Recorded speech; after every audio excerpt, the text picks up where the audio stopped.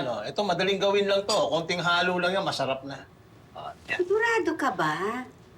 Parang nakakalito po. Ano po ba siya? Dessert o ulam? Pwedeng pareho. Pwedeng dessert, pwedeng ulam. No offense, man, Pat, ha?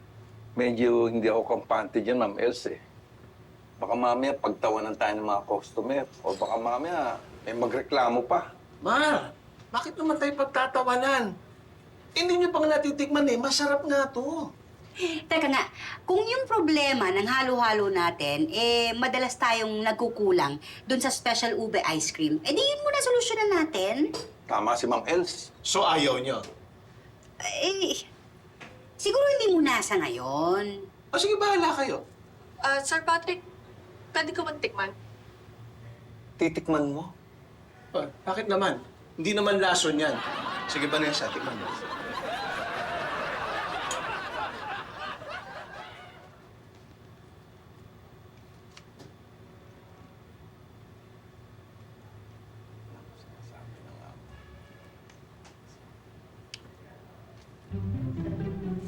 Masarap.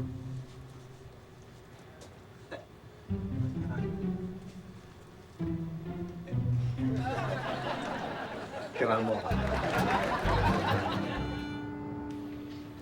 Mar, yung halo-halo para sa table 6. Ito lang, ha? Okay na tao? Yan. Okay. Wait lang. Oh. Isang sisig, 2 pansit, 3 halo-halo sa table number 10. Halo-halo ulit? Oo, bakit? Ubus na yung ube ice cream natin. Hala ka! Eh naku, ano sasabihin ko dun? Sabihin mo, bumalik na lang bukas. Teka. Huwag na kayo magpanik. Ako na bahala.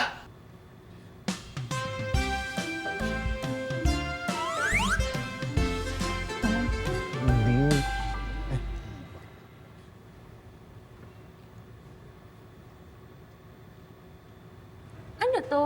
Hindi naman ito yung in-order ko ah. Wala na ho kaming halo-halo. Kaya yan na lang. At libre ho, subukan nyo. Talaga? Libre niya. Anong tawag dito? Bakit parang... Ano ho yan? Hotdog con yelo. Thank you na lang. Hindi, sige. Tikman nyo. Libre ho yan. Pasensya na hindi ako mahilig sa hotdog. Hindi, sige. Subukan nyo lang ho. Tikman nyo. Yes, Sir Pat, baka mukhang ayaw nila eh. Palitan na lang natin. Kukunin ko na ho. Huwag mo kunin. Tikman nyo, subukan nyo, at hindi ako mapapahiya.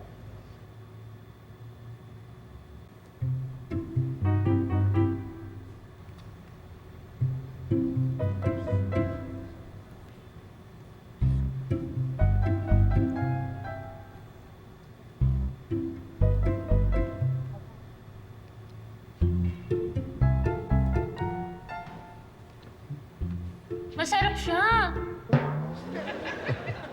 In fairness, masarap winner. Salamat po. Masarap? Masarap po. Try niyo po. Sige. Libre ho yan, libre ho yan.